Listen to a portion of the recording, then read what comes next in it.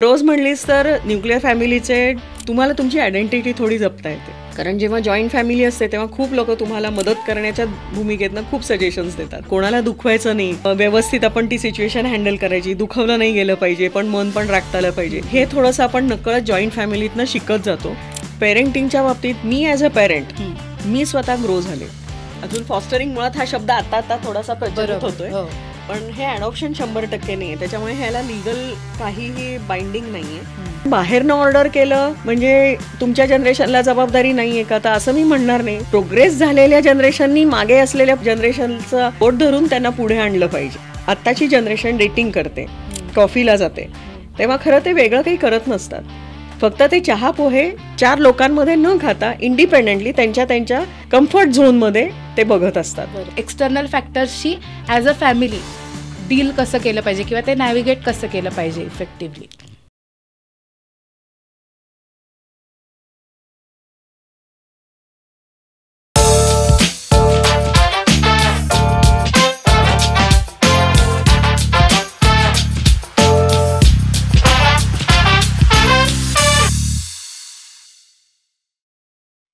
Hello and welcome to the very first episode of a new podcast let's talk taboo.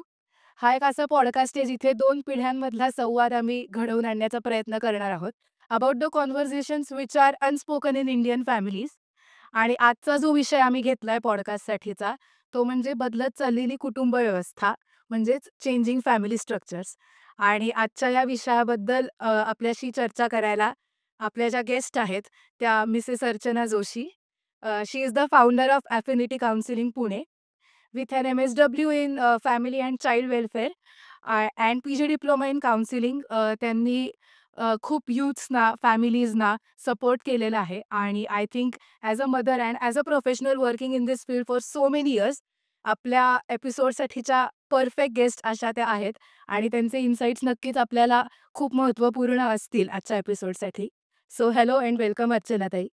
Thank you तुमच्या या first episode करता मला तुम्ही choose केल्याबद्दल. आणि तुझ्यासारख्या जनरेशनची मुलगी माझी मुलाखत घेते याच्याकरता खूप चांगलं आहे. कारण 2 जनरेशन इथेच थोडेफार कनेक्ट होतील असं मला वाटतं. राईट.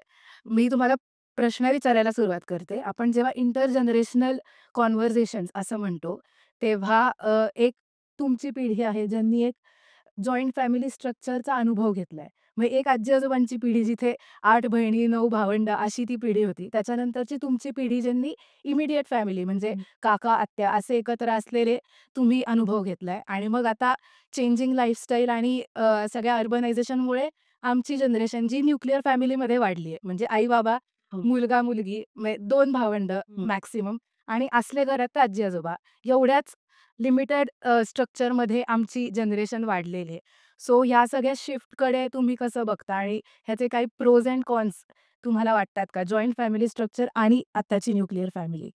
शिफ्ट नक्कीच झालेला आहे आणि वेगवेगळ्या कारणांनी तो झालेला आहे. म्हणजे पूर्वी फक्त कोकणातनं शहरात यायचे किंवा गावाकडनं शहरात यायचे, नोकरी करता बघितलं जायचं. पण आता फक्त तेवढंच न करता शेती काम करायचं नाहीये म्हणून येत आहेत.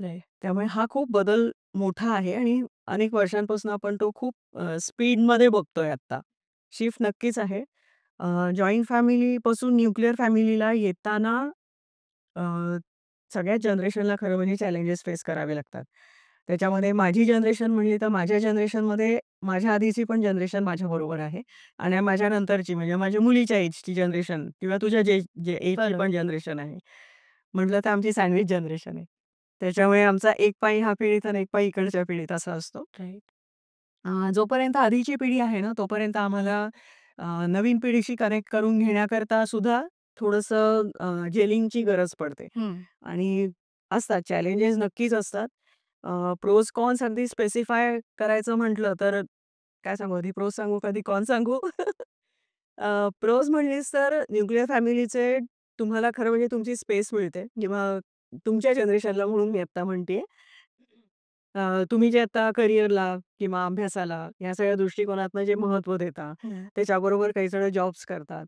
त्यावेळेला किंवा तुमच्या डेडलाईन्स असतात. अशा वेळेला जे तुम्हाला स्ट्रेस येतो, त्याच्याकरता जी तुम्हाला स्पेस हवी असते, त्यावेळेला तुम्हाला ती चांगली वाटू शकते. की कोणाचंही इंटरव्हेन्शन नाहीये, इंटरफिअरन्स नाहीये. राइट. अशा दृष्टिकोनातनं तुम्ही तुमच्या पेसनी तुमचे प्रोजेक्ट्स करणं किंवा डेडलाईन्स मीट करणं ह्या गोष्टी करू शकता.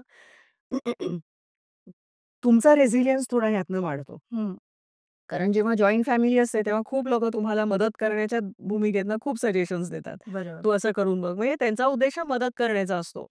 ज्याला आपण नाककुपोषण म्हणतो असा नसतो, जेव्हा ते इमिडिएटली फॅमिली मेंबर्स असतात. हं. पण तुम्हाला असं होऊ शकतं, की अरे मी ह्याचं ऐकू का त्याचं ऐकू? मग ह्या सगळ्यामध्ये तुमचं स्वतःचं ओपिनियन कधी-कधी दाबलं जाऊ शकतं. कारण ती एक नकळत भीती असते मनामध्ये. ह्याचं ऐकलं नाही तर ह्याला राग येईल, त्याचं ऐकलं नाही तर आईला राग येईल का? किंवा काकाला राग येईल का? वगैरे असं. तर तुम्ही जेव्हा एकट्याने ते सगळं फेस करता ना, तेव्हा तुमच्यामध्ये रेझिलियन्स पॉवर खूप वाढते. कारण तुम्ही सगळे चॅलेंजेस स्वतःहून फेस करता. तुम्ही काहीतरी त्यातनं म्हणजे ऑप्शन शोधून त्यातनं वे आउट काढायचा प्रयत्न स्वतःहून बघता. 4 ऑप्शन्स असतील तर त्यातला कुठला निवडायचा हा विचार तुम्ही तुमचा करता. जोपर्यंत तुम्हाला मदतीची गरज वाटत नाहीये, तोपर्यंत तुम्ही मदतीला जात नाही. कारण तुम्हाला असं वाटतं, "हां, मी हे हँडल करू शकतीये." त्यामुळे ती पॉवर नकळत तुमच्यामध्ये येते आणि ती सगळी मला असं वाटतं थोडीशी तुमची पर्सनल स्पेस तुम्हाला मिळते. त्याच्यामुळे होतं. खूप महत्वाचं म्हणजे अ, तुम्हाला तुमची आयडेंटिटी थोडी जपता येते, की मी कोण आहे? मला काय हवंय? माझे माझे काय गोल्स आहेत? मला काय अचीव्ह करायचंय माझ्या आयुष्यामध्ये? हा जो एक चांगल्या अर्थाने पण सेल्फ सेंटर्डनेस जो आहे, तो थोडा चांगल्या पद्धतीने डेव्हलप होतो कारण तुम्हाला तो वेळ मिळतो विचार करायला.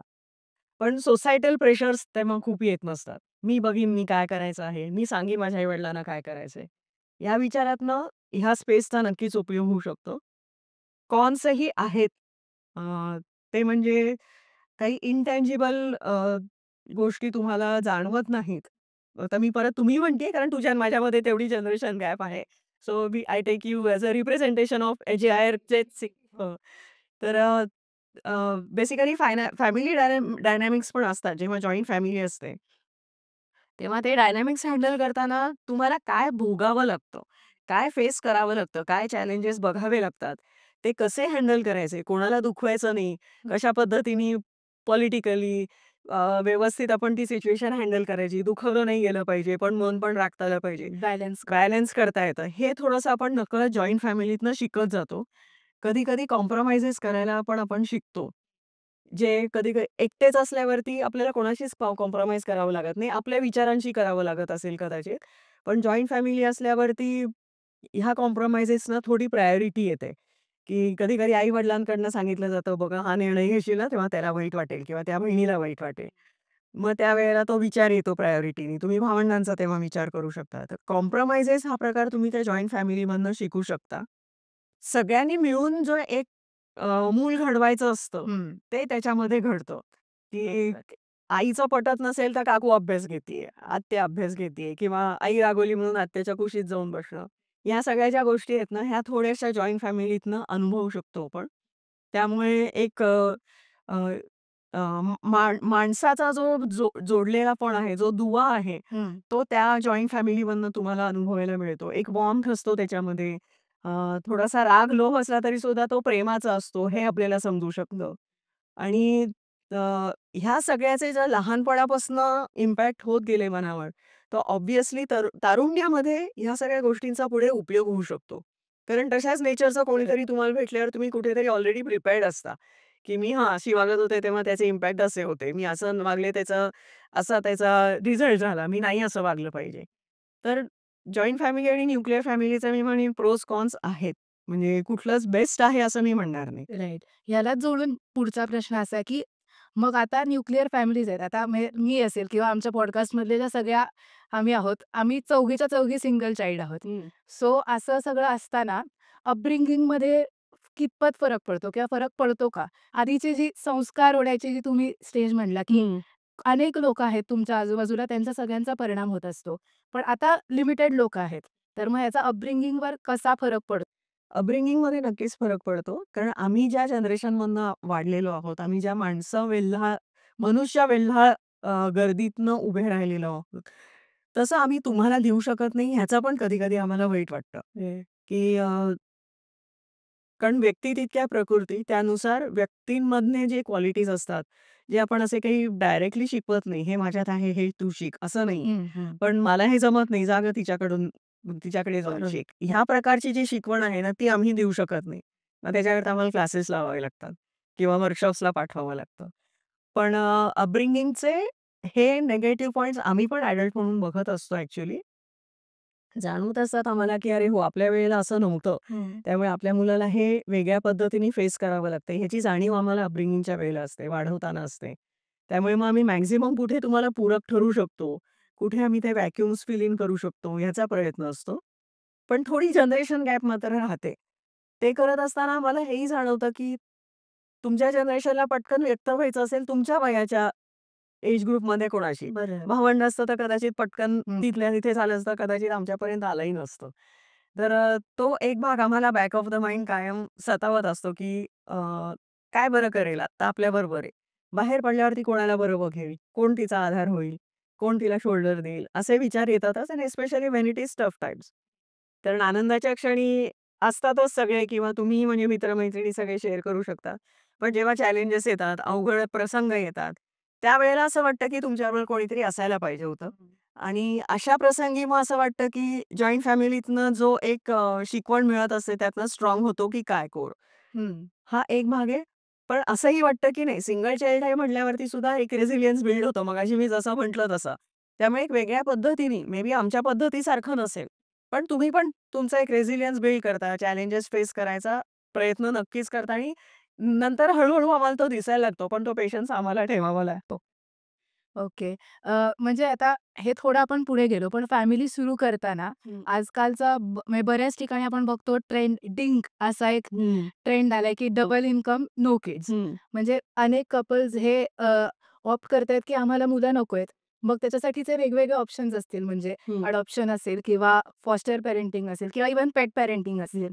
सो अशा सगळ्या गोष्टींचा पण विचार होतोय, जे आपल्या नॉर्मल सोसायटल नॉर्म्सपेक्षा किंवा आयडियल फॅमिली ही जी हं, आपली सोसायटीमध्ये, समाजामध्ये म्हटलं जातं, हं. त्याच्यापेक्षा थोडं वेगळं आहे. तर मग या सगळ्या चेंजेसला सोसायटी ॲक्सेप्ट करते का? किंवा कसं म्हणजे as a people who are dealing with it ते कसं डील करायचं? आणि ॲज अ सोसायटी काय त्याच्याबद्दलचा पर्स्पेक्टिव्ह असला पाहिजे किंवा पॉझिटिव्हली आपण त्याला कसं बघू शकतो? ह्याच्यामध्ये एक भाग मी थोडासा आउट ऑफ कॉन्टेक्स्ट आहे, पण तो मी आता सांगू इच्छिते, की पेरेंटिंगच्या बाबतीत मी ॲज अ पॅरेंट, मी स्वतः ग्रो झाले. राइट. कारण तो माझा पहिला एक्सपिरियन्स होता पॅरेंट होण्याचा. हं. तो काही आपण असा घेऊन येत नाही. जसं 5वीतनं 6वीत जातो तेव्हा आपण स्टुडंट रोलमधनं जातो. हं. आपली ग्रेड वाढते फक्त.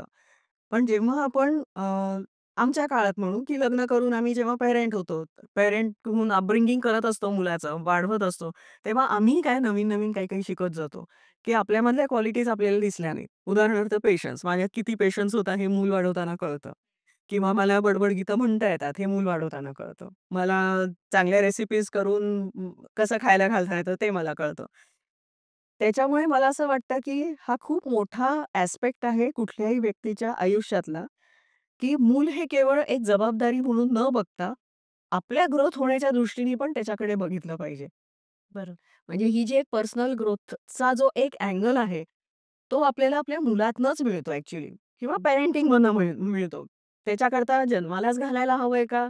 त्याची गरज नाही. One can adopt, one can foster. But I won't compare it with pet parenting. कारण पेट पॅरेंटिंग हे कंप्लीटली वेगळं आहे. ते अनकंडिशनल असतं. पेटकडनं तुम्ही अपेक्षा नाही करत. बरोबर. पेट तुम्हाला म्हणजे जसे जे आपण एडव्हांटेजेस, डिसएडव्हांटेजेस आणि सगळे फन व्हिडिओज बघतो, की हं. घरात पेट असावा, मांजर असावी का कुत्रा असावा वगैरे. पण मी पॅरेंटिंगमध्ये त्याचा कंपॅरिझन नाही करणार. कारण पेट पॅरेंटिंगमध्ये तुम्ही खूप ग्रो नाही होत. तुम्ही अनकंडिशनल प्रकार हा शिकू शकता. हं. अनकंडिशनल लव्ह हे तुम्ही शिकू शकता. ते तुम्ही इन्कल्केट करू शकाल. पण ग्रोथ जी म्हणतो ना आपण, ती दुसऱ्या व्यक्तीशी कनेक्ट होताना होते. हं. जसं आपण म्हणतो, की मी शिक्षक झालो, तर जोपर्यंत मी शिक्षक आहे, तोपर्यंत मी शिकवत असतानाही शिकत असतो, बरोबर. शेवटपर्यंत. हं. तसं पॅरेंटिंगचं पण आहे. त्याच्यामुळे हा एक खूपच वेगळा ॲस्पेक्ट आहे, की मूल असावं का नसावं हं. आणि त्याचे फायदे-तोटे काय आणि का असावं? तर मुलाकडे एक जबाबदारी म्हणून खरं म्हणजे ह्या जनरेशननी बघू नाही, तर मूल ही माझ्या डेव्हलपमेंटचा एक अँगल आहे आणि मी विचार करायला हरकत नाही, असं म्हणून बघायला हरकत नाहीये त्यांनी. तुझ्या प्रश्नाचं जे उत्तर होतं, की सोसायटी त्याला एक्सेप्ट करतीये का? हं. फॉस्टरिंग म्हणा किंवा no child parenting, no child couplehood म्हणा. तर त्याच्यामध्ये अजून सोसायटी आपली तेवढी मॅच्युअर व्हायची आहे. आपल्याकडे कल्चरल रिझन्समुळे म्हणा किंवा अजूनही खूप जॉइंट फॅमिलीज पण खूप आहेत. म्हणजे अजूनही काही-काही ठिकाणी तुम्हाला 10-10, 12-12 लोकं एकत्र राहिलेली दिसतात. तर त्या प्रेशर्समुळे सुद्धा बऱ्याचदा कपलवरती पॅरेंटिंगची जबाबदारी येते. म्हणजे लादली जाते कारण नसताना. म्हणजे प्रेशर येतं खूप त्यांच्यावरती. तर अजून सोसायटी आपली 100% नाही मॅच्युअर झाली त्या बाबतीत. तुमच्या जनरेशनपासून कदाचित ती मॅच्युरिटी आम्हाला दिसायला लागेल. बरोबर. त्यामुळे म्हणजे जोपर्यंत आमच्याकडे आधीची पिढी आहे, हं. तोपर्यंत कदाचित हे प्रेशर तुमच्या पिढीपर्यंत पास ऑन होणार आहे. किंवा आम्हालाही वाटू शकतं, की अरे हो, आमच्या आई-वडिलांनी कसं अनुभवलं तसं आम्हालाही अनुभवायला पाहिजे. पण हे प्रेशर कमी होण्याकरता सोसायटी तेवढी प्रगल्भ व्हायला पाहिजे, की इंडिव्हिज्युअलिझम म्हणा किंवा व्यक्ती स्वातंत्र्य म्हणा हं. किंवा एखाद्या व्यक्तीला करिअरशी रिलेटेडच ग्रोथ हवी आहे. He or she knows what his goals are, his life objectives are. तर त्याच्यात कोणी मध्ये पडू नाही. हा जो एक स्पेस दिला जातो, एक्सेप्ट. तशी स्पेस आपल्या सोसायटीत अजून दिली जात नाही. हं. त्यामुळे मी म्हणणार नाही, की सोसायटी 100% आपल्याकडे एक्सेप्ट करते का? तर अजून तरी नाही एक्सेप्ट करत आहे. ओके. मला एक विचारायचं होतं, की फॉस्टर पेरेंटिंग हा आपण आपल्या बोलण्यात आलं. खूप नवीन कन्सेप्ट आहे आणि सगळ्यांना माहिती नसते. सो फॉस्टरिंगची काय प्रोसेस असते किंवा त्याच्याबद्दलचं थोडी माहिती आम्हाला तुम्ही सांगू शकाल का? हो. फॉस्टरिंगचा माझा पर्सनल अनुभव आहे. म्हणजे आम्हीच आमच्या आमच्याच कुटुंबाने फॉस्टरिंग केलेलं आहे. फॉस्टरिंग म्हणजे अडॉप्शन नाही, पहिली गोष्ट म्हणजे. कारण ह्याच्यामध्ये खूप गैरसमज असतो, की फॉस्टरिंग आणि अडॉप्शन म्हणजे अजून फॉस्टरिंग मुळात हा शब्द आता थोडासा प्रचलित बरोबर. होतोय. हो. पण हे अडॉप्शन 100% नाहीये. त्याच्यामुळे ह्याला लीगल काहीही बाइंडिंग नाहीये. हं. फॉस्टरिंग म्हणजे पालकत्व घेणं. एखाद्या व्यक्तीला जर तुम्हाला पाठिंबा द्यायचा असेल त्याच्या शिक्षणाकरता, त्याला पायावर उभं राहण्याकरता, हं. तर त्या वयापर्यंत त्या व्यक्तीची जबाबदारी घेणं. मग ते शिक्षण असेल, शिक्षण झाल्यानंतर नोकरी मिळेपर्यंत असेल, हं. नोकरी मिळालं तर लग्न करेपर्यंत असेल, जर त्या व्यक्तीला लग्न करायचं असेल तर. कारण बरं. पुढे ते अडल्ट होते आणि त्या व्यक्तीचं जे काही डिसिजन असेल त्याच्यावरती ते ठरतं. तर धिस इज फॉस्टरिंग आणि बऱ्याचदा फॉस्टरिंगच्याच बाबतीत the child stage with you आणि मी चाइल्ड म्हणणार नाही, खरं म्हणजे मी अडल्ट म्हणेन. कारण आम्ही पर्सनली 18व्या वर्षीनंतर फॉस्टरिंग केलंय. ओके. पण जर तुम्हाला लहान वयापासूनच फॉस्टरिंग करायचं असेल, तर चाइल्ड स्टेज विथ यू. कारण फॉस्टरिंग हे तुम्हाला हवंय म्हणून तुम्ही करताय. हं. मूल तुमच्याकडे आलेलं नाहीये, की मला फॉस्टरिंग करा म्हणून. तुमचा चॉईस आहे. हा आपला चॉईस आहे. त्यामुळे आपण ते करताना खूप जबाबदारीने करायला पाहिजे, की त्या व्यक्तीची मेंटल हेल्थ, व्यक्तीकरता लागणारे जे काही फिजिकल नीड्स असतील त्या व्यक्तीच्या किंवा एज्युकेशनच्या बाबतीत म्हणा, ह्याची सगळी जबाबदारी व्यवस्थित विचारपूर्वक घेता आली पाहिजे. बरोबर. आणि फॅमिलीमध्ये त्याचा एक्सेप्टन्स होण्याकरता कुटुंबानी समर्थपणे उभं राहता आलं पाहिजे कुटुंबाला त्या मुलीच्या मागे. तर अशा प्रकारे फॉस्टरिंग तुम्ही त्या मुलाशी किंवा मुलीशी किंवा तुम्ही जिथून फॉस्टर करणार असाल, हं. त्या ॲडल्टशी किंवा ट्रस्टीशी, संस्थेशी बोलून ठरवू शकता. ओके. ओके. सो ह्याच्याच थोडं पुढे जाऊन आपण आत्ता डबल इन्कम नो किड्स ह्याच्याबद्दल बोललो. सो आजकालच्या बदलत चाललेली आपली जी जीवनशैली आहे त्याच्यामध्ये वर्क आणि इन्कम ह्याला थोडंसं जास्त महत्त्व आलंय. सो म्हणजे असा रेशो असतो, की न्यूक्लिअर फॅमिलीजमध्ये आई-बाबा दोघंही ऑफिसवरनं घरी दमून येतायत. मग किचनमध्ये एकत्र काम करतायत किंवा आज नाही केलं, आज ऑर्डर करू असं. सो थोड्याशा जेंडर रिस्पॉन्सिबिलिटीज किंवा रोल शिफ्ट होतायत का? आणि त्याचा मुलांवर पण परिणाम होतोय का? हो, नक्कीच होतोय. त्याचं एक कारण परत आपण थोडंसं मागे जाऊया. आमच्या आधीची जी जनरेशन होती, हं. त्या जनरेशनचं पैसा कमवणं आणि काय स्वप्न असावीत, ह्याचे काहीतरी आराखडे होते आणि त्याच्यामध्ये खूप बेसिक होतं. आपलं एक घर असावं, हे असायचं. आणि ते एकदा घर मिळालं, की ती जनरेशन त्या घरामध्ये शांतपणे त्यांचं रिटायरमेंटचं आयुष्य जगू शकत होती. आता आमची जनरेशन, आम्हाला ऑलरेडी घर मिळालंय. त्यामुळे आता आमची जेव्हा रिटायरमेंट येते, तेव्हा आम्ही ते फक्त घराचा उपभोग न घेता, आम्ही आमचे पैसे फिरायला जाणं, हं. नवीन स्थळं बघणं किंवा नाटक, सिनेमा बघणं किंवा कुठल्याही अशा स्वरूपाच्या ह्याच्यामध्ये आम्ही एन्जॉय करायचा प्रयत्न करतो. आता तुमच्या जनरेशनच्या बाबतीत तुम्हाला घरही मिळालंय. तुम्ही आमच्याबरोबर फिरलेला आहात. त्यामुळे तुमचं फिरायचं किंवा ट्रॅव्हलिंग हे आहे ते काही प्रमाणामध्ये थोडंफार सॅटिस्फाय होताय तुम्ही. त्यामुळे तुमच्याकडे पैसे कमवण्याची क्षमता जी आहे, तर पैसे कुठे खर्च करायचे ह्याचा दृष्टिकोनही आता बदलत चाललेला आहे. त्यामुळे बरेच जण एज्युकेशनकडे बघतात, की करियर स्विच होतं. करियर स्विच करताना नवीन काही शिकून मग करियर स्विच केलं जातं.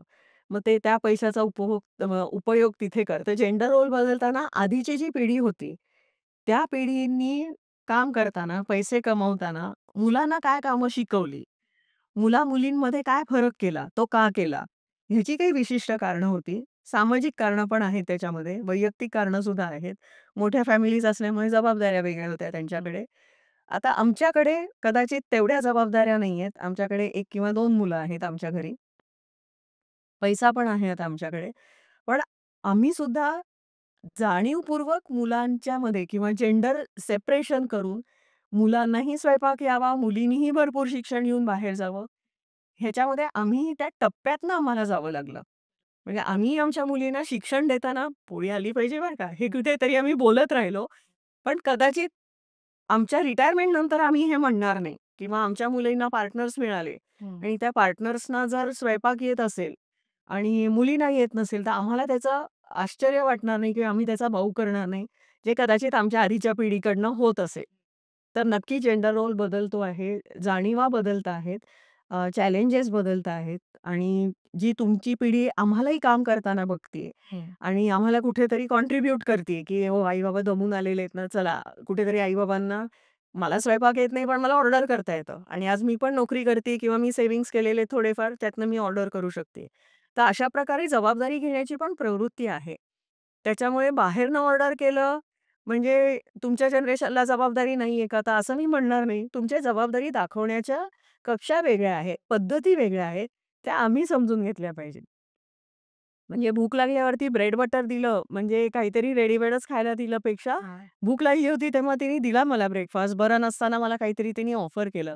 ह्याच्याकडे मी माझा फोकस असला पाहिजे रॅदर दॅन तिने मला पोहे नाही करून दिले, तिने मला गहू भातच करून दिला नाही.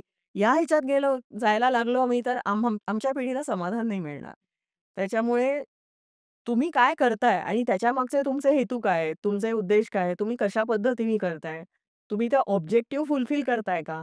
हे बघणं खूप महत्वाचं आहे असं मला वाटतं आणि जेंडर रोल बदलण्याच्या करता आमच्या पिढीपासून सुरुवात होईल आता.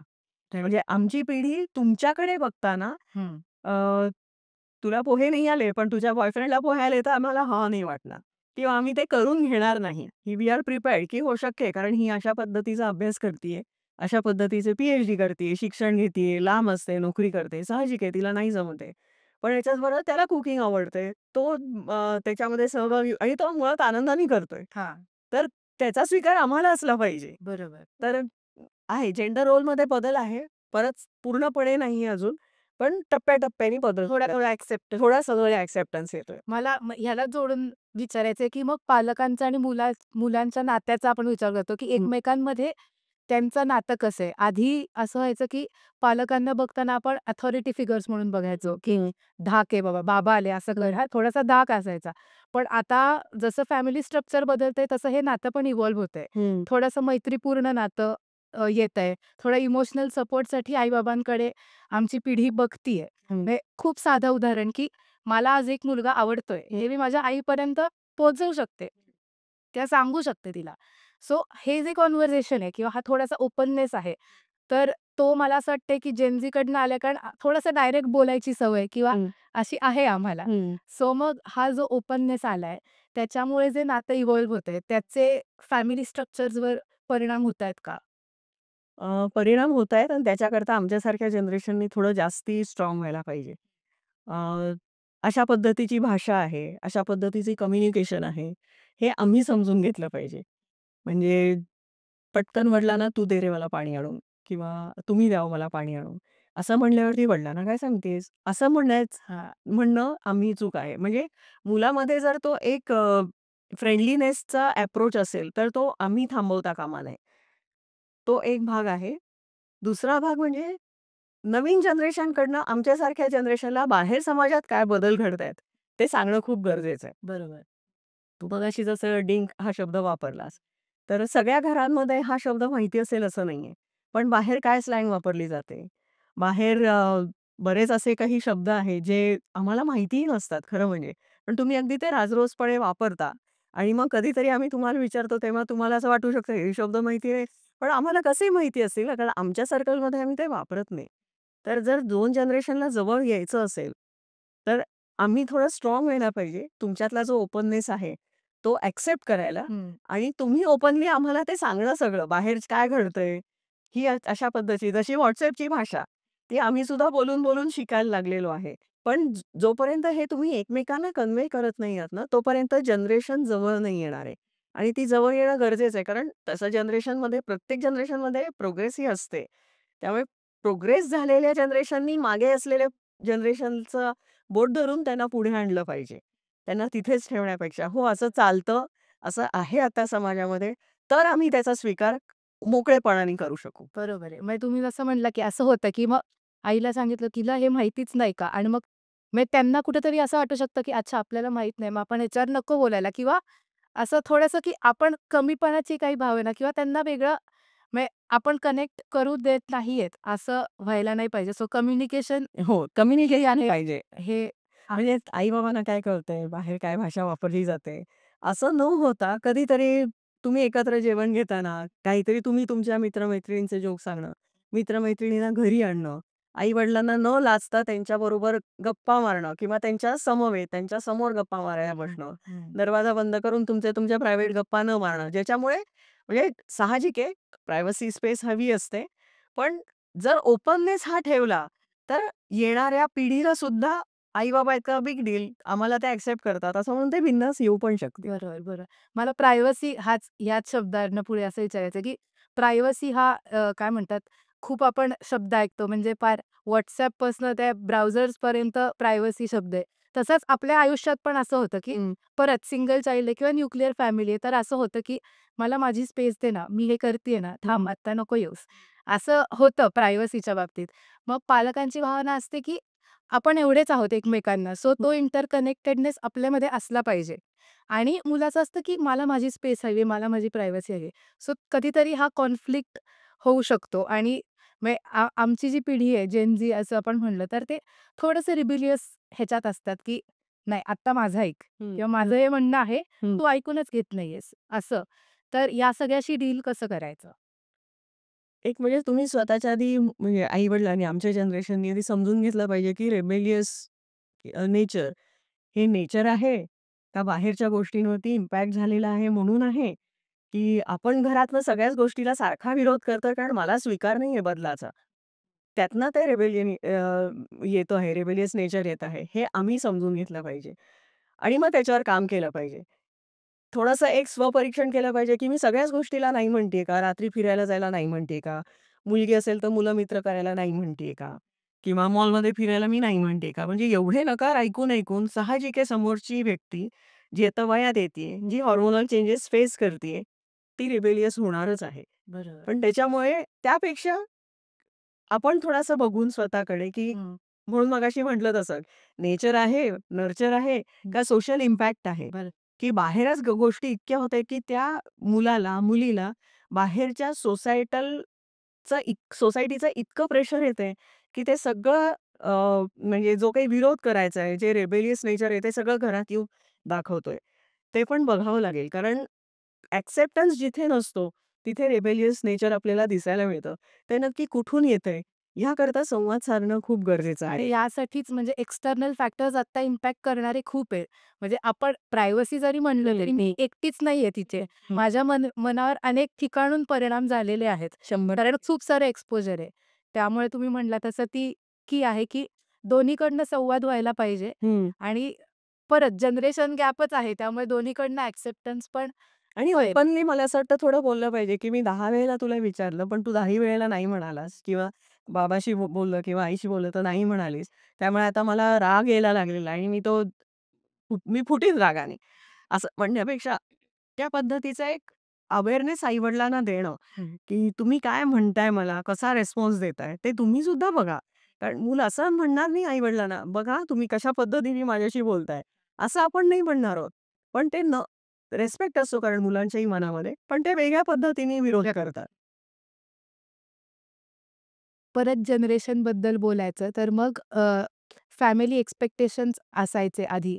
मग त्याप्रमाणे पार्टनर चूज करणं, करियर चूज करणं असं व्हायचं, की सांगितलं गेलंय, होतंय. पण आताचा सिनारिओ थोडासा वेगळा आहे. म्हणजे करियर चॉईसेस ज्या असतील, तिथपासून ते पुढे पार्टनर चूज करणं किंवा अशा सगळ्या चॉईसेस ह्या मुलं करतात किंवा त्यांना त्या करायच्या असतात. सो फॅमिलीज ह्याच्यासोबत डील कसं करतात? म्हणजे अगदी अ, साधं उदाहरण, की 10वीत मला 97% मार्क पडलेत, मी आर्ट्स घेणार. हे खूप छोटी गोष्ट आहे.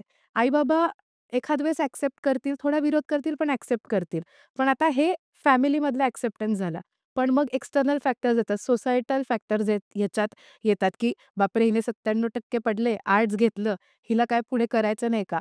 किंवा काय एकुलती एकच आहे, होईल, तिचं सगळं सेटच आहे.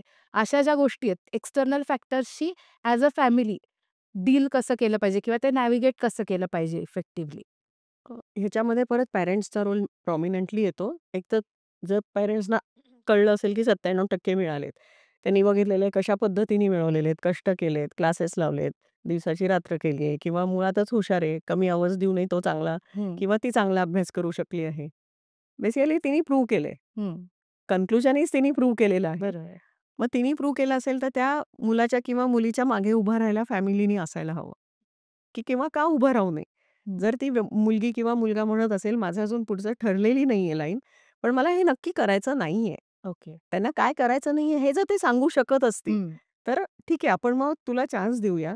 तुला काय नंतर करा असं वाटतं त्याला वेळ घेऊया. कारण 10वीच्या सुमाराला त्या वयामध्ये निर्णय घेण्याची क्षमता तेच क्लिनिकलीच येत असतात. नसते. क्लिनिकलीच होत नसते. त्याच्यानंतर व्हायला लागते ती.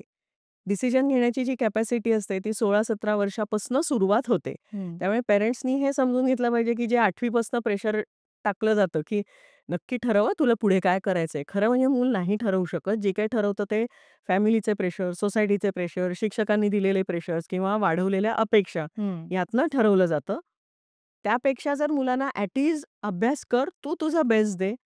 झोपताना तुला तुझं वाटलं पाहिजे, आज मी टाईमपास केलेला नाहीये. माझा मी मन लावून अभ्यास केला आहे आणि मला गिल्ट नाहीये कुठेही. म्हटल्यावरती मी उद्याचाही दिवस चांगला देऊ शकतोय. हा जर कॉन्फिडन्स असेल मुलामध्ये आणि तो कॉन्फिडन्स आई-वडिलांना जर दिसत असेल, हं. तर आई-वडिलांनी मुला-मुलीच्या मागे उभं राहणं खूप गरजेचं आहे. मग त्याच्यामध्ये त्याला अगदी 98% मिळाले आणि कुठल्या काका-मावशींनी जरी कॉल करून सांगितलं, की नाही त्याला सायन्सच घेऊ दे, त्याला मेडिकलच घेऊ दे, तर त्याच्यामध्ये आई-वडिलांनी ठाम राहणं खूप गरजेचं आहे. की नाही आम्हाला चालणार आहे त्यांनी आर्ट्स घेणं आणि आमची तयारी आहे. त्यांना जे काही निर्णय घ्यायचा आहे, करियर करायचं आहे, त्याच्याकरता आम्हाला वेळ द्यायचा आहे आणि we are happy with that. हे म्हणल्यावरती तुम्हाला कोणी उंबऱ्याच्या आत येऊन म्हणणार नाही, की तू बरोबर. सायन्स का नाही घेऊ दिलं. बरोबर. तर तिथे आई-वडिलांनी ठामपणे उभं राहणं खूप गरजेचं असतं. येस. किंवा उलटं चित्र आहे. जर मुलाला कमी मार्क मिळाले, हं. तरी सुद्धा मी म्हणेन म्हणजे फक्त चांगले मार्क मिळाले म्हणून ठामपणे उभं राहायला पाहिजे असं नाही. हं. तर कमी मार्क मिळाले तरी सुद्धा कदाचित ते मूल वेगळ्या कुठल्यातरी क्वालिटीजमध्ये पुढे येणारं असू असू शकतं. शकतं. त्याचा शोध घेणं आणि तिथे सुद्धा मुलाच्या मागे ठामपणे राहणं हे खूप गरजेचं आहे आणि खरं दुसऱ्यापेक्षा पहिल्या केसमध्ये पहिल्या केसमध्ये म्हणजे जिथे पर्सेंटेज कमी मिळतात, तिथे पेरेंट्सनी मागे उभं राहून आपण बघूया तू कशामध्ये स्ट्राँग आहेस, तुला काय आवडतंय? याच्याकरता आपण वेळ देऊया, काही हरकत नाहीये. असं म्हणणं खूप महत्वाचं असतं, ज्याच्यामुळे थोडं self esteem, self confidence build होऊ शकतो. खूपच चांगला पर्स्पेक्टिव्ह तुम्ही मांडला ॲक्चुअली. चॉईसेस आणि प्रेशर्सबद्दल आपण जेव्हा बोलतोय, तेव्हा असं होतं की प्रत्येक पालकाला वाटत असतं की आपला मुलगा इंडिपेंडेंटली हं. स्ट्राँग व्हावा. म्हणजे व्यावहारिक जगात फक्त शिक्षण आणि कॉलेज याच्या पलीकडे जाऊन सुद्धा. सो मग मुलांना तेवढं स्वातंत्र्य देणं, म्हणजे वाटणं आणि तेवढं स्वातंत्र्य देणं, हे कसं असलं पाहिजे? ह्याच्यामध्ये परत पहिला म्हणजे कम्युनिकेशन गॅप शक्यतो ठेवू नये. हं. मुलांनी सांगावं, मुलींनी सांगावं त्यांना काय करायचंय किंवा कुठल्याही म्हणजे प्रत्येक फेजमध्ये एज्युकेशन किंवा अकॅडमिक्सच्या फेजमध्ये म्हणा किंवा पुढे नोकरी शोधण्याच्या फेजमध्ये एखादी कंपनी म्हणजे समजा 2 ठिकाणून जर ऑप्शन्स आले जॉब करता, हं. तर दोन्हीचे प्लस मायनस काय आहेत हे डिस्कस करणं. त्याच्याही पुढे जाऊन तुम्हाला पार्टनर बघायचं असेल, तर तुमच्या अपेक्षा काय आहेत पार्टनरकडनं हे परत डिस्कस करणं. म्हणजे सगळ्याचा एक बेस आहे किंवा फाउंडेशन कम्युनिकेशन हे आहे. आता दुसरा भाग असा आहे, की पेरेंट्सची मनस्थिती. लहानपणापासून जसं अपब्रिंगिंग होत जातं, तसं-तसं तुझ्या हाताने पाणी पी बरं. तुझ्या हाताने दूध पी बरं. म्हणजे खरं त्या स्टेजपासून आपण मुलाला इंडिपेंडंट करत असतो, बरं. नकळतपणे. हो. तेव्हा आपल्याला भरवायला लागू नये, त्याचं त्याला करता यावं, हे त्याच्यामागचा उद्देश असतो. म्हणजे मला माझं पण काम करता येईल ना, तुझं तू जेव. बरोबर. हे असतं म्हणजे खरं लहान म्हणजे इंडिपेंडंट होण्याचं बाळकडू आपण किती लहान वयापासून द्यायला लागतो आणि ते जेव्हा मूल ते शिकतं, इंडिपेंडन्स हा शब्द शिकतं किंवा हे व्हॅल्यू शिकतं. ते जेव्हा इम्प्लिमेंट करायला लागतं, तेव्हा पेरेंट्स कसे वागतात, हे पेरेंट्सनी बघणं खूप गरजेचं आहे. म्हणजे करियर चॉईस करताना सुद्धा जेव्हा मूल सांगतंय, की मला हे हवंय, हं. तेव्हा तो त्या नर्चरिंगमधनं सांगत असतो, की तुम्ही मला आत्तापर्यंत इंडिपेंडेंटली विचार करायला शिकवलंत बरोबर. आणि आता मी इंडिपेंडेंटली विचार करून शिकवतोय, हां. तर तुम्ही मला निर्णय घेऊ देत नाही आहात का? तर तुम्ही सोसायटीला घाबरताय का? तुमचे ऑब्जेक्टिव्हज वेगळे आहेत का? तुमचे गोल्स वेगळे आहेत का? माझ्याकरता असतील मे बी. मूल म्हणून तुम्हाला वाटत असेल मी 26व्या वर्षी गाडी घ्यावी. माझ्याकरता असतील ते गोल्स. पण मला ते आहेत का माझे गोल्स? हे कम्युनिकेशनमध्ये क्लिअर झालं पाहिजे. त्यावेळेला ते इंडिपेंडन्सचा जो एक बेसिकली हक्क आहे, हं. तो त्यांना मिळू शकतो किंवा द्यावा. तोच पार्टनर शोधण्याच्या बाबतीत सुद्धा आहे, की त्यावेळेला तो जेव्हा इंडिपेंडेंटली स्वतःचा पार्टनर बघायला जातो, त्याला माहिती आहे ना ते किंवा त्या मुलीला माहिती आहे मी कशी आहे. त्या मुलाला माहिती आहे मी कसा आहे. माझ्या उरलेल्या आयुष्यामध्ये माझ्या काय अपेक्षा आहेत पार्टनरकडनं, हे आई-वडिलांपेक्षा त्यालाच जास्ती माहिती असणार आहे. बरोबर. पण मग तिथे फक्त एक सीनियर म्हणून, एक ॲडल्ट म्हणून थोडा सल्ला घेणं पण गरजेचं असतं. कारण नाही म्हटलं तरी आई-वडिलांनी जास्ती पावसाळे पाहिलेले आहेत. त्याच्यामुळे थोडासा जो एक अनुभवाचा भाग आहे आई-वडिलांचा, तो कम्युनिकेशननी घ्यावा मुलांनी आणि मग डिस्कस करून मग तसं पाऊल उचलावं. पण याचा अर्थ त्यांनी इंडिपेंडंट होऊ नये का? तर अजिबात नाही. ते खरं लहानपणापासूनच आई-वडिलांनी शिकवलेलं असतं. पण आई-वडिलांनी ते इमोशनली घेऊ नये, की हा आता आम्हाला काही विचारत नाही हां. किंवा ही आम्हाला आता काही विचारत नाही. ह्याचा एक दुसरा अँगल बघण्याचा असा म्हणजे जेव्हा पार्टनर शोधला जातो, तेव्हा आमच्याही आधी मी म्हणेन, कारण बऱ्यापैकी आमच्या वेळेला लव्ह मॅरेजेस हा ट्रेंड सुरू झाला होता. त्यामुळे ते एवढं शॉकिंग नव्हतं. थोडा एक्सेप्टन्स म्हणजे अजून हो का? लव्ह मॅरेज का अरेंज्ड? असा विचारायचा तो भाग होता. पण त्याच्या आधीची जी पिढी होती, ती चहा-पोहे खाऊन, मुलगा-मुलगी बघून मग लग्न केलं जायचं. आता खरं म्हणजे जेव्हा आत्ताची जनरेशन डेटिंग करते, कॉफीला जाते, तेव्हा खरं ते वेगळं काही करत नसतात. ते सुद्धा बघत असतात, की माझे वेव्हलेंग्थ्स कोणाबरोबर बरं जुळतायत. फक्त ते चहा-पोहे 4 लोकांमध्ये न खाता इंडिपेंडेंटली त्यांच्या त्यांच्या कम्फर्ट झोनमध्ये ते बघत असतात. बरोबर. तर तिथे परत आमच्या जनरेशननी ते थोडं एक्सेप्ट केलं पाहिजे, की हो तो जरा किंवा ती जरा बघतीये, की माझ्या कोणाबरोबर पटू शकतं. हं. तर तो इमोशनली किंवा आई-वडिलांनी तो धक्का नाही मानून घेतला पाहिजे, की अरे आत्तापर्यंत 4 मुलांबरोबर ही फिरली आणि हिचा अजून निर्णय ठरत नाहीये. किंवा हा माझा मुलगा आहे, हा मुली फिरवतोय का? अशा प्रकारचे मला कोणीतरी शेजारी येऊन सांगतायत. तर तसं न होता हा सुद्धा एक मॉडर्न चहा-पोह्याचा प्रोग्राम आहे. हे कुठेतरी मनाशी धरून बरोबर. ती मुभा देणं, फक्त त्याच्यामध्ये मॉरली रिस्पॉन्सिबली वागणं, हे आई-वडिलांनी सांगावं आणि मुलांनी ते ऐकावं. येस. मला ह्याच्यावरच विचारायचं आहे, की तुम्हाला काउन्सिलिंगचा खूप वर्षांचा आता अनुभव आहे. हं. सो अशा एखादी इंटरेस्टिंग केस किंवा असं तुमच्या समोर आलेली एखादी केस आम्हाला सांगू शकाल का? आहेत खरं एक 2-3 काही केसेस आहेत. तर 2 केसेस मी आता सांगू शकेन. जसं मी म्हटलं, की अकॅडमिक्समधला हं. अकॅडमिक्समधली एक फेज आणि पुढे जाऊन लग्नाच्या बाबतीतली एक फेज. तर अकॅडमिक फेजच्या बाबतीत असं झालं होतं, की एका मुलाला फार्मसी घ्यायचं होतं. त्यानुसार त्यांनी फार्मसी घेतलं. फक्त त्याचा स्कोर तितका आला नाही एक्झामला म्हणून ओळखीतनं ॲडमिशन घेतली गेली आणि मुंबईहून तो पुण्यामध्ये आला. आणि पहिल्याच सेमिस्टरमध्ये तो काही हेल्थ रिझन्स करता ढासळला. त्याचे तेवढे ग्रेड्स आले नाही. तो क्लास बंक करायला लागला. सुरुवातीला असं आई-वडिलांना वाटलं, की होमसिक झालेला आहे की काय? म्हणून ते वारंवार फेऱ्या व्हायला लागल्या आई-वडिलांच्या. नंतर बऱ्याच क्लासेस बंक करून तो आई-वडिलांपाशी मुंबईला राहायला लागला. पण त्या ह्याच्यामध्ये मग वडिलांचं म्हणणं असं पडायला लागलं, की तुला फार्मसी झेपत नाहीये, हं. तुला फार्मसी झेपत नाही. आणि त्या पिरियडमध्ये तो कॉलेज काउन्सिलरकडे न जाता ती केस माझ्याकडे आली होती. आणि ती केस जेव्हा माझ्याकडे आली तेव्हा मी बघितलं तर त्या मुलानी मनापासून मला सांगितलं, की मला फार्मसीमध्ये खरंच खूप इंटरेस्ट आहे. हं. म्हणजे मग त्यांनी मला खूप दाखले दिले जे माझे अजिबात माझा तो विषयच नाहीये कारण. बरोबर. पण त्यांनी खूप वाचन केलं होतं त्याच्यामध्ये. हं. तो इंटरेस्ट असल्याशिवाय ते करणार नाही. त्यामुळे आई-वडिलांना एक मला कॉन्फिडन्स द्यावा लागला, की त्यांनी विचारपूर्वक ही लाईन निवडलेली आहे. तर तुम्ही त्याच्यावरती उलटं प्रेशर टाकू नका, की तुला झेपत नाहीये म्हणून तू फेल होतोयस. तुला झेपत नाही म्हणून तू आजारी पडतोयस. त्याची कारणं वेगळी असू शकतील, ती आपण इव्हेंच्युअली शोधूया. तर एनिवे ती हेल्थ रिझन्सची होती. त्याच्यामुळे तो परत मुंबईत गेला. तो आता आई-वडिलांपाशी राहतोय आणि आता जो काही त्यांचा निर्णय ठरेल तो आता मला कळेल काही वेळानंतर. पण आई-वडिलांनी तो कॉन्फिडन्स मुलामध्ये दाखवायला पाहिजे, की तो त्याच्या निवडीनी आणि आवडीनी ते करियर निवडतो आहे. अशीच एक दुसरी केस आली होती, जे लग्नाच्या बाबतीत होते, की आई-वडिलांना थोडंसं इग्नोर्ड वाटत होतं, ओके. की मुलगा आम्हाला काही विचारतच नाहीये, हं. की आम्ही खूप वर्ष झाले आता तो एक्स वयाचा आहे आणि आम्ही खूप त्याच्या पत्रिका बघतोय, मुली बघतोय, पण तो आम्हाला काही रिस्पॉन्स देत नाहीये. हं. आणि मुलाशी जेव्हा मी बोलले, तेव्हा मुलगा म्हणाला, की माझ्या ज्या काही म्हणजे माझ्या ज्या काही संकल्पना आहेत कपलहूडच्या, हं. मला ज्या पद्धतीने पुढचं आयुष्य घालवायचं आहे माझ्या पार्टनरबरोबर, त्याच्यामध्ये आणि माझ्या आई-वडिलांच्या विचारांमध्ये खूप फरक आहे. हो.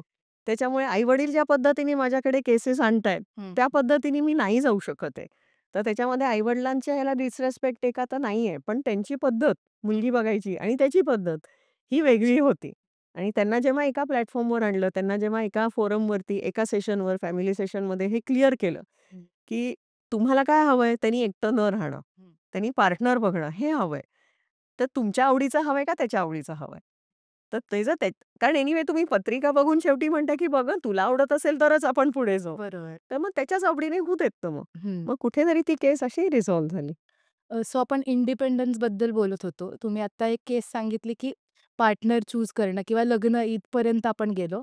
पण आजकालच्या जनरेशनमध्ये आपल्याला बघायला मिळतं, की त्याच्या आधी लिव्ह इन पण एक वेगळी कन्सेप्ट आहे, जी आधी म्हणजे ह्या गोष्टी नव्हत्या किंवा ह्याच्याबद्दल बोललं पण नाही जायचं किंवा त्या प्रॅक्टिस पण व्हायच्या नाही. पण लिव्ह इनबद्दल मग काय एस्पेक्टने विचार केला पाहिजे किंवा त्याच्याबद्दल तुमचं काय ओपिनियन आहे? आता जसा चहा-पोह्याचा प्रोग्राम बदलून डेटिंग ॲपपर्यंत जनरेशन बदललेली आहे. तसं मला असं वाटतं लग्नाच्या बाबतीतला पार्टनर चॉईसचा प्रकार किंवा त्याची जी प्रोसेस आहे, त्याचा जो पाथ आहे, त्या बदलाला पण थोडंफार ॲक्सेप्टन्स आपला दाखवता आला पाहिजे. कारण अजून तरी आपल्याकडे समाजामध्ये लग्न झालं, पटलं नाही, हं. डिव्होर्स झाला, की एक लेबल मिळतं. तो टॅबूच आहे. बरोबर. टॅबूच येतो. हं. लेबल लागतं, की डिव्होर्सी आहे. बरोबर. त्यापेक्षा जर कपलनी, मुलगा-मुलगी दोघांनी जर स्वतःला समजून घेतलं आणि समजून घेण्याकरता त्यांनी जर लिव्ह इनचा ऑप्शन निवडला आणि त्यांना जर कळलं, की नाही आपलं नाही पटत आहे आणि भरपूर ॲस्पेक्ट्स असतात. म्हणजे अगदी सकाळी चहा कोणी करायचा ह्याच्यापासून हं. तुम्ही इंटिमसी शेअर करण्याच्या बाबतीत तुमचे विचार काय असू शकतात. हे सगळं समजण्याकरता बरोबर राहिल्याशिवाय कळत नाही. त्यामुळे खरं म्हणजे जसं म्हटलं तसं पद्धती सगळ्या बदलत असतील, तर ही पण एक नवीन पद्धती येते आहे. हं. त्याच्यामध्ये नवीन जनरेशन स्टेबल नाहीये. त्यांना प्रत्येक वेळेला वेगळा पार्टनर लागतो किंवा कॉम्प्रोमाईज करायची तयारी नाहीये. त्याच्यामुळे आज राहिले, उद्या सोडले. हं. अशा प्रकारची जी एक मनस्थिती आमच्या जनरेशनकडनं नकळत समजूत करून घेतली जाते. त्या समजुतीकडे खरं खरं थोडा तो बदल केला पाहिजे. आणि ती समजूत जर बदलली, तर इनफॅक्ट लिव्ह इन सुद्धा चांगलं हेल्दी पद्धतीने होऊ शकतं. म्हणजे लिव्ह इनचा म्हणजे ॲस्पेक्टच तो आहे ना, की जर नाही पटलं, हं. तर आपण सेपरेट होऊया. ह्याच्या एक्सपेरिमेंट एक्सपेरिमेंट बेसिसवरतीच बेसिस. आहे ते. बरोबर. मग ते का नाही करायचं? आणि जर ते करत असतील, तर मग त्याला वाईट का म्हणायचं? हा प्रश्न आहे. तर त्याला खरं म्हणजे समाजानेच थोडं चांगल्या पद्धतीने बघितलं त्याच्याकडे, तर समाजाचा सपोर्ट मिळाला, तर ते लिव्ह इन सुद्धा हेल्दी होऊ शकेल. बरोबर, बरोबर. कारण त्या रिलेटेड म्हणजे तुमच्याकडे काही केसेस किंवा या संदर्भातल्या गोष्टींशी तुम्ही कसं डील केलंय असं एखादं आम्हाला सांगू शकाल का? अ, हे परत आई-वडील आणि लिव्ह इन असलेल्या कपलमध्ये परत जनरेशन गॅपमुळे हा एक्सेप्टन्स नव्हता. हं. आई-वडिलांना शेजाऱ्यांकडनं, नातेवाईकांकडनं, मग त्या लिव्ह इनमधल्या कपलला कार्यक्रमाला बोलवायचं की नाही? कार्यक्रमाला बोलवलं तर आहेराच्या पाकिटावर काय लिहायचं? बरोबर. इथपासून त्यांचे ते प्रॉब्लेम्स होते. आणि जे लिव्ह इनमधले कपल होतं त्यांना काही फरक पडत नव्हता. ते म्हणाले, "नका देऊ आहेर." म्हणजे जर एवढे प्रश्न पडत असतील तर दे वर कूल अबाउट इट, की आम्हाला त्या व्यवहारात जायचंच नाहीये. हं. त्यामुळे तुम्ही आमच्याकडे फ्रेंड्स म्हणून बघू शकता असं. पण आई-वडिलांना थोडा ह्याच्यामध्ये सेशन्स जास्ती घ्यावे लागले, हं. की कारण हा बदलता समाज आहे. बदलत्या समाजाबरोबर बदलणाऱ्या ज्या संकल्पना आहेत, ते जुन्या पिढीला जड जात आहेत. त्यामुळे ज्या गोष्टी ज्यांना जड जातं त्यांना काउन्सिलिंगची गरज गरज असते नसते. हं. आणि ज्यांना सपोर्ट हवा आहे, उदाहरणार्थ लिव्ह इन कपलला आई-वडिलांचा सपोर्ट आहे, हं. समाजाचा सपोर्ट आहे. म्हणून त्या कपलपेक्षा आजूबाजूच्या लोकांनी खरं म्हणजे काउन्सिलिंग घ्यायला पाहिजे, म्हणजे त्या लिव्ह इन कपलचा एक्सेप्टन्स वाढेल. वाढेल. ह्याला वेगळं उदाहरण, पण अगदी वेगळं म्हणजे वेगळ्या पठडीतलं देते. माझ्याकडे अगदी 4 वर्षाच्या मुलाचे आई-वडीलही त्या मुलाला घेऊन येतात, की आमच्या मुलाला शाळेत जाताना रडायला येते, तर तुम्ही याचं काउन्सिलिंग करा. तर हा वेगळा आहे अनुभव कंप्लीटली. पण जसं आपण लिव्ह इन कपलला एक्सेप्ट केलं पाहिजे, तसंच 4 वर्षाच्या मुलालाही तुम्ही एक्सेप्ट करा, की त्याला कसली तरी भीती असेल, हं. त्याला नाही जावसं वाटत आहे शाळेमध्ये. तर तुम्ही काउन्सिलिंगला या, की मी ही सिच्युएशन हँडल कशी कशी करू? केली? तर त्या मुलाचा एक्सेप्टन्स तसाच्या तसा तुम्ही केला पाहिजे आत्ता. हं. त्याला काहीच आत्ता एक्सपोजर नाहीये. तसं लिव्ह इनच्या कपलच्या बाबतीत आहे, की लिव्ह इन ही नवीन संकल्पना आहे. त्याच्याकरता ज्यांना ते पटत नाहीये त्यांनी काउन्सिलिंगला यावं, की आम्ही या कपलचा कसा एक्सेप्टन्स दाखवावा. बरोबर, बरोबर. कारण त्यांनी तर त्यांचा निर्णय घेतलेला आहे. त्यांना काहीच प्रॉब्लेम नाहीये. प्रॉब्लेम आजूबाजूच्या लोकांना आहे. राइट. तुम्ही आता खूप छान वेगवेगळ्या केसेस सांगितल्या. तुम्ही स्वतः एक संस्था चालवता अफिनिटी काउन्सिलिंग. तर त्याच्याबद्दल आम्हाला थोडीशी माहिती सांगू शकाल? हां, खरं ही माझी संस्था नाहीये. माझं हे रेग्युलर ऑफिस आहे काउन्सिलिंग अफिनिटी काउन्सिलिंग म्हणून. पुण्यामध्ये आहे आणि 2016 पासून मी केसेस हँडल करतेय. खूप वेगवेगळ्या पद्धतीच्या इंटरेस्टिंग केसेस येतात. हं. अ, अगदी जसं मी आत्ता म्हटलं, की 4 वर्षाच्या मुलाला सुद्धा हं. घेऊन येतात, की आता ह्याला शाळेत घालायला शिकवा तुम्ही असं. तर तिथे आई-वडिलांचा रोल मेजर असतो खरं म्हणजे. 8वी 9वी म्हणजे 8व्या-9व्या वर्षीपर्यंत तरी आई-वडिलांचा रोल असतो. मग पुढे जर काही मुलाला त्रास झाला, तर मग त्याच्या काही टेस्ट कराव्या लागतात. त्याचं माझं अफिनिटी काउन्सिलिंगचं आरोहन म्हणून आहे, त्यांच्याबरोबर टाय अप आहे. ओके. मग मी ई-क्यू, आय-क्यू टेस्ट करणं, बिहेवियरलच्या दृष्टिकोनातनं बघणं, हे पण हं. आम्ही करतो. सोशो इमोशनल काउन्सिलिंग ज्याला म्हटलं जातं, हं. त्या पद्धतीच्या सगळ्या वयोगटातल्या काउन्सिलिंगची व्यवस्था माझ्या ऑफिसमध्ये आहे आणि आत्ता तरी मी एक खांबी तंबू आहे माझा. वाह! आत्ता मीच स्वतः हँडल करते सगळं. त्याच्यामध्ये ॲडोलसन्स आहे, यूथ्स आहेत, ॲडिक्ट्स आहेत, ॲडिक्ट्समधनं बाहेर पडायचं आहे अशी मुलं आहेत. हं, हं. अ, नकळत पीअर प्रेशरनी ॲडिक्शनमध्ये अडकलेली मुलं असतात, मुली असतात. लांब राहण्यामुळे, होम सिकनेसमुळे कधी-कधी ॲडिक्शनमध्ये अडकतात. तशा केसेस आहेत. प्री मॅरिटल केसेस आहेत, ज्यांना लग्न करायचं आहे आणि घरच्या कौटुंबिक वातावरणामध्ये कपलनी एकमेकांना म्हणजे निवडलेलं आहे. पण कौटुंबिक वातावरण असं आहे, त्या वातावरणात ते कपल बसू शकत नाही. हं, हं. ॲज अ कपल कारण परत ते एक नवीन पर्सनॅलिटीज आहेत त्या. त्या नवीन ठिकाणी ते रोप लागायचं आहे म्हटल्यावरती जर ते झेपत नसेल, तर मग अशा प्री मॅरिटलच्या केसेस आहेत. अनफॉर्च्युनेटली डिस्कॉर्डच्या पण केसेस आहेत. हं. पण एक चांगली गोष्ट आहे, की डिव्होर्सला जाईपर्यंत न थांबता आधी काउन्सिलिंगला येण्याची तयारी दाखवतायत. हं.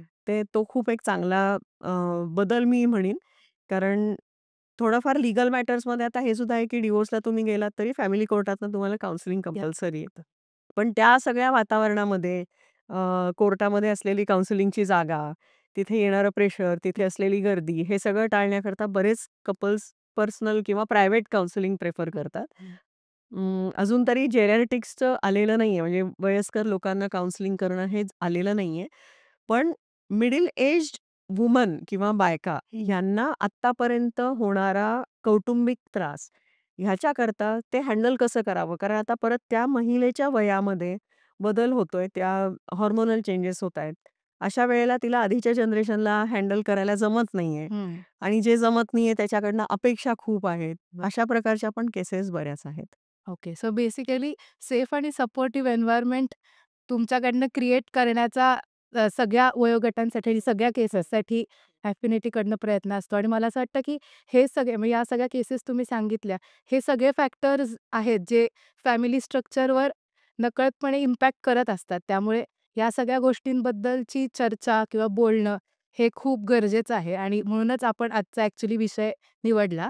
सो शेवटच्या प्रश्नाकडे वळायच्या आधी मला असं वाटतं, की LinkedInवर सगळ्यांनी एकदा अफिनिटी काउन्सिलिंग सगळ्यांनी चेक करा आणि सगळी तुम्हाला कॉन्टॅक्ट डिटेल्स जे आहेत ते तुम्हाला सगळे डिस्क्रिप्शनमध्ये दिले आहेत.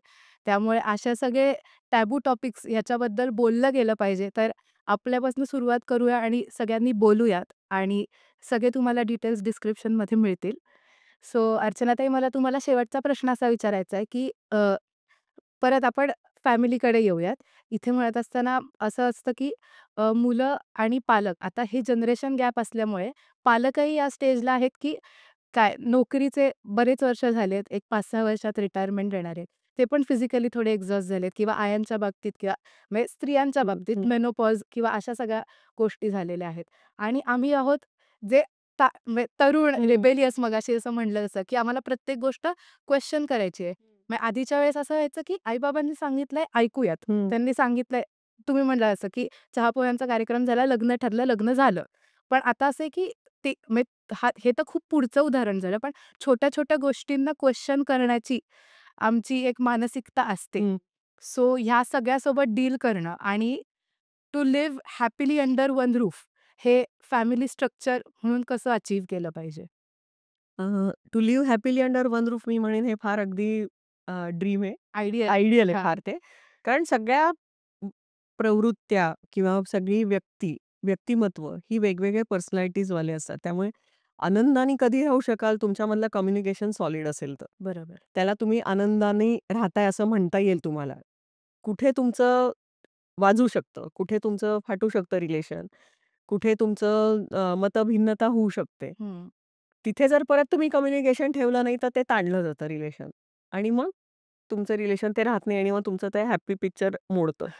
त्याच्यामुळे फाउंडेशन सॉलिड पाहिजे, कम्युनिकेशन पाहिजे कुठल्याही स्वरूपामध्ये. म्हणजे राग आला, चीड आली तरीसुद्धा ते निगेटिव्ह असलं तरी ते कम्युनिकेशनचा एक प्रकार आहे, हे डोक्यात ठेवून कुठल्याही वयोगटातल्या व्यक्तीला ते करू द्यावं. हं. कारण सगळ्यांना सगळंच समजुतीने सांगता येतं असं नाहीये. सगळ्यांना स्वतःचे इमोशन्स कंट्रोलमध्ये ठेवता येतात असं नाहीये. त्यामुळे जर सहवासाने हे कळत असेल, तर तो एक्सेप्टन्स आला पाहिजे. साहजिकच याचा अर्थ पराकोटीचा राग कशा पद्धतीने व्यक्त व्हावा हे सुद्धा व्यक्तीने शिकलं पाहिजे. हं. हे पण त्याच्यामध्ये आलं. कम्युनिकेशन हा एक भाग आहे, की 2 जनरेशन्सनी जवळ येण्याकरता. का हा प्रश्न विचारला जात असेल, तर आमच्या जनरेशननी प्रिपेअर्ड असलं पाहिजे. एक तर तुम्हाला तुमची मुलं बोलायला हवी आहेत का तुमच्याशी?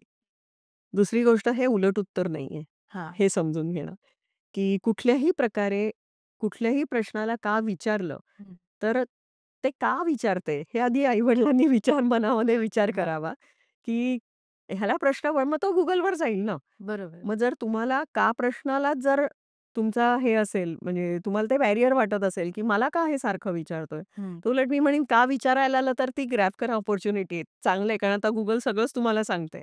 पण ते सोडून तो तो जर तुमच्याकडे आला, तुमचं मूल तुमच्याकडे आलं कुठल्याही वयोगटातलं, तर तुम्ही जे काही हातात असेल ते बाजूला ठेवून आधी त्याच्या प्रश्नांची उत्तरं द्या. हं. अगदी तुम्हाला माहिती नसेल तरी सुद्धा सांगायला हरकत नाही. मला हे माहिती नाही बरं का, मी शोधून सांगतो. त्याच्यामध्ये एक कळतं मुलाला, मुलीला कुठल्याही एजमधला आणि कुठल्याही स्टेजमधला अगदी यूथच्या ह्याच्यामधलं, की वडिलांना माहिती नाही हे वडील कबूल करतायत. हं. हा जो एक कबुली जबाब शिकण्याचा जो प्रकार आहे ना, तो ह्यातनं होतो ॲक्चुअली. किंवा "जा रे तू, तुझं तुझं शोध." हां. म्हणजे मग कुठेतरी वडील पराभव पत्करायला तयार नाहीयेत. वडील मी विचारलेल्या प्रश्नापासून पळून जातायत कारण त्यांना उत्तर माहिती नाही. हे समजण्याचं सुद्धा कधी-कधी एक वय असतं. 18 वर्षापासून हे कळायला लागतं, की आई-वडील कुठल्या कारणास्तव नाही म्हणतायत. हं. त्याच्यामुळे का प्रश्नाला उलट उत्तर मानू नये. का प्रश्नाला उत्तर मिळतंय माहीत असेल तर द्यावं, माहिती नसेल तर स्पष्टपणे सांगावं आणि किंवा ह्याच्या पुढे जाऊन, "अरे मलाही माहिती नाही, आपण दोघांनी पण जरा बघूया का, रिसर्च करूया का? तू पण शोध, मी पण शोधतो." हं. आणि मग आपण परत बसूया हा प्रश्नाचं उत्तर बघायला. तर का प्रश्नाला मला असं वाटत नाही, की कोणी परत का विचारतोयस हे विचारावं. बरोबर. मला असं वाटतंय म्हणजे खूप सारे प्रश्न आणि खूप साऱ्या वेगवेगळ्या पर्स्पेक्टिव्हजनी आज तुम्ही आम्हाला इन्साईट्स दिल्या असंच म्हणेन मी. कारण का म्हणजे संवाद साधत असताना जेन झी किंवा एक आमचा स्वभाव किंवा आमच्यावर लेबल लागलेलं जे आहे, हं. त्याला तडा देऊन किंवा त्याच्या पुढे जाऊन एक वेगळा पर्स्पेक्टिव्ह आजच्या संवादामध्ये आला आणि तुम्ही पण माझे मुद्दे ऐकले, माझी उदाहरणं ऐकली, जी हं, आजच्या काळाशी किंवा माझ्या रिलेटेबल असलेल्या गोष्टींशी निगडीत होती. हं. आणि मी पण तुमचे मुद्दे ऐकले, जे मला नकळतपणे आई-बाबांच्या वयाला रिलेट होतील, की समजून घ्यायचा एक ओपन अप झाला हं. असं मला वाटतं. त्यामुळे खऱ्या अर्थाने टॅबू असं म्हणत असताना आजच्या भागामध्ये खूप छान संवाद झाला आणि तुम्ही खूप छान मुद्दे आमच्यासमोर मांडले असं मला वाटतं. तर आज आपण टॅबू टॉपिक्स असं म्हणत असताना चेंजिंग फॅमिली स्ट्रक्चर्स या विषयावर खूप छान चर्चा केली. असेच अनेक टॅबू टॉपिक्स विषय आम्ही तुमच्यासमोर पुढे घेऊन येणार आहोत. त्यामुळे पुढील भागासाठी स्टे ट्यून्ड आणि तुम्हाला हा एपिसोड आवडला असेल तर एपिसोडला लाईक, शेअर करा आणि आमच्या चॅनललाही सबस्क्राईब करा. असे छान छान विषय घेऊन आम्ही तुमच्यासमोर येणार आहे. धन्यवाद.